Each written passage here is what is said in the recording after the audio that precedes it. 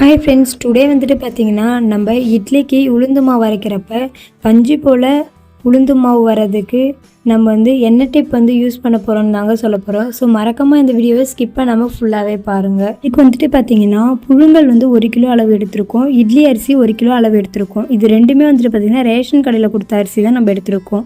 இதில் கொஞ்சமாக கல் உப்பு போட்டு கொஞ்சமாக தண்ணி ஊற்றி கையால் அந்த மாதிரி நம்ம வந்து அரிச்சு விட்டுக்கலாம். கையால் அந்த மாதிரி நம்ம பண்ணுறப்ப கையில் வந்துட்டு பார்த்திங்கன்னா அதில் இருக்க அழுக்கு எல்லாமே வந்து ரிமூவ் ஆகும். ஸோ இந்த மாதிரி பண்ணுறப்ப நமக்கு வந்து இட்லி வந்து வெள்ளையாக வரும்.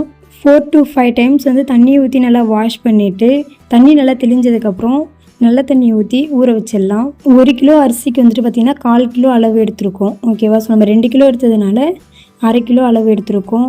வெந்தயம் வந்துட்டு பார்த்திங்கன்னா 1 கைப்பிடி அளவு வெந்தயத்தை நல்லா கொதிக்க வச்ச தண்ணியில் வந்து ஊற வச்சு எடுத்துக்கிட்டால் நல்லாவே சீக்கிரமாக ஊறிடும். இப்போ வந்துட்டு பார்த்திங்கன்னா உளுந்து வந்துட்டு நல்லாவே ஊறிடுச்சு. ஃபஸ்ட்டு வெந்தயத்தை கிரைண்டரில் போட்டுக்கலாம். அரைஞ்சதுக்கப்புறம் உளுந்து எடுத்து ஆட் பண்ணிக்கலாம். உளுந்து ஆட் பண்ணுறப்ப நம்ம இதுக்கு ஐஸ் வாட்டர் தான் யூஸ் பண்ணியிருக்கோம்.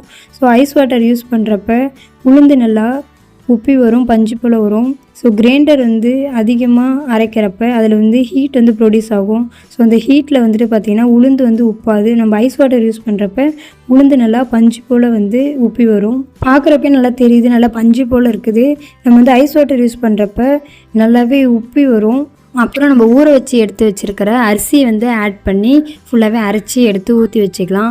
ஃபைனலாக வந்துட்டு பார்த்திங்கன்னா அரிசி உளுந்து ரெண்டையுமே அரைச்சதுக்கப்புறம் கரைச்சி விட்டுக்கலாம் கையால். ஸோ குழன்னு இந்த மாதிரி இருக்கிற மாதிரி கரைச்சிட்டு அதை மேல்முடி போட்டு மூடி விட்டுடலாம். காலையில் வந்துட்டு பார்க்கலாம். ஸோ நல்லா குழன்னு உப்பி வந்திருக்குது நுறையா. ஸோ இது வந்துட்டு பார்த்திங்கன்னா இட்லிக்கும் நல்லா நம்ம ஊற்றி எப்படி இருக்குன்னு சொல்லிட்டு பார்க்கலாம். ஸோ உப்பி வந்திருக்குது பாருங்கள், நல்லாவே தெரியுது. இது வந்துட்டு பார்த்திங்கன்னா கையில் எடுத்து பார்க்குறப்ப நல்லாவே சாஃப்டாக நல்லா பிக்கிறதுக்கே பஞ்சு போல் வந்திருக்கு. ஸோ நீங்களும் கண்டிப்பாக எல்லாருமே ட்ரை பண்ணிட்டு எப்படி இருக்குன்னு சொல்லுங்கள்.